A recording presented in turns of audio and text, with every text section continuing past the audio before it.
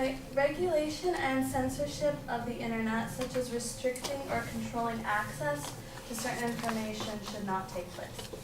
Internet regulation, being one of the most contested issues of today, is because it will affect many people if it were to happen on a large scale.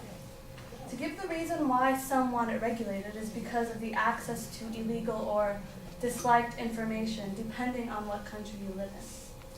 But it is important to realize that the internet is a social construction.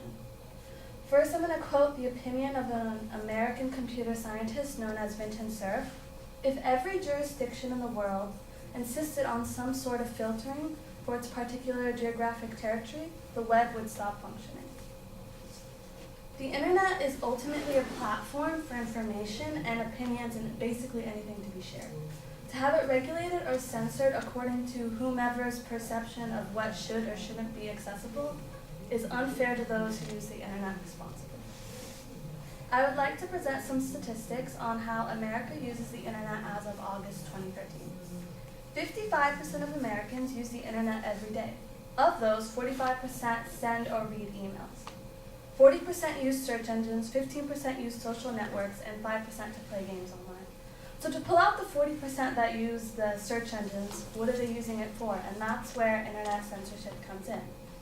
There's a pretty even split for the 40%. About half are using it to search information that might be unethical or immoral according to some people's views, such as nudity or dating or material which expresses strong opinion. But you will not find any of these things unless you are actively searching for it. And no matter what, the internet has always been a form of communication. I have an example that shows that internet censorship and regulation actually harms the economy. Since there is nothing that divides the internet, there isn't a social or a political or an economic internet, there's only the internet. Attempting to censor it while still reaping the benefits of it will lead to moral, political, and economic costs that are not sustainable in the long run. Being close to free expression costs the nation's education system, its national stability, its social mobility, and its economic potential.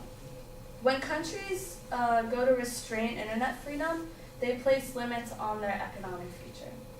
And that is why the internet shouldn't be regulated or censored.